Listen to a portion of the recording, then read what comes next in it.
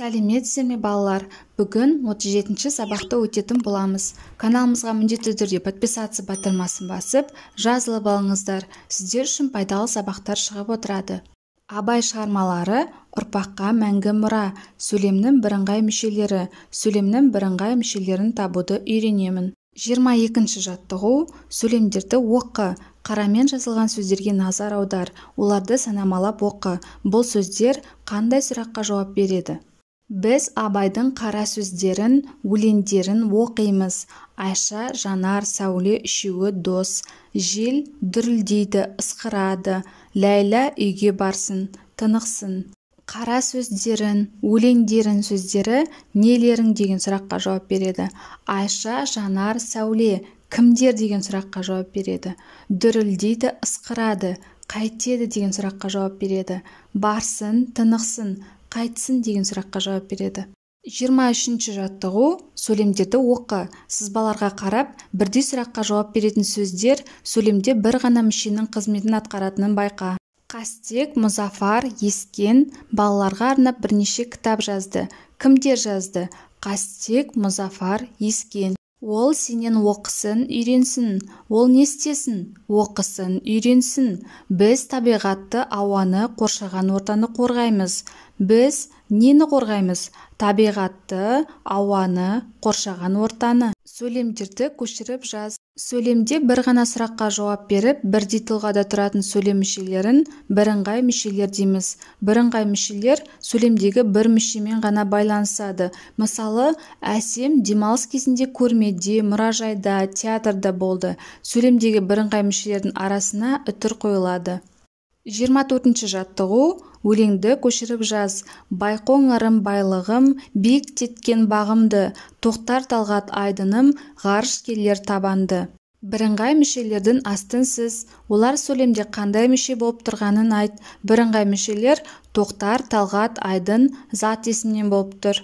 Өлеңнің мазмұнын айт. Өлең жолдары қазақтан шыққан Қазақстан ғарышкерлерінің үш өкілі Тоқтар Аубакіров, Талғат Мұсабаев, Айдын Айымбетов жайында айтылған. 25-ші жаттығу. Бірыңғай сөзінің мағынасына мән бер. Бұл сөз нені білдіреді?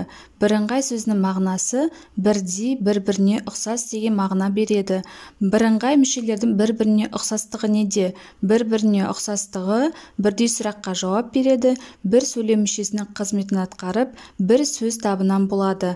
Бірыңғай мүшеге өзің мысал келтіріп дәлелде. Дарын, ұқыпты, тәрбиелі, үздік оқушы. Бұлар бірыңғай мүшелер, өйткені бәрі бір ғана сұраққа жауап береді, сөйлемде бір ғана мүшенің қызметін атқарады, бәрі бір сөз табынан болады. 26-ші жаттығу.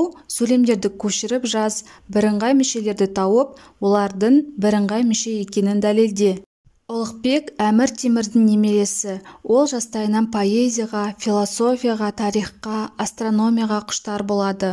Ұлықбек Платон, Аристотель, Птолемей сияқты грек ғалымдарының еңбектерімен ерте танысады. Орта Азияның ұлы ғұламалары Әл-Фараби, Әл-Бируни, Ибн Сина еңбектерін жете меңгереді. Дәлелдеу үлгісі. Ұлықбек жастайынан поэзияға, философияға, тарихқа, астрономияға құштар болады деген сөйлемдегі поэзияға, философияға, тарихқа, астрономияға сөздері бірыңғай мүше.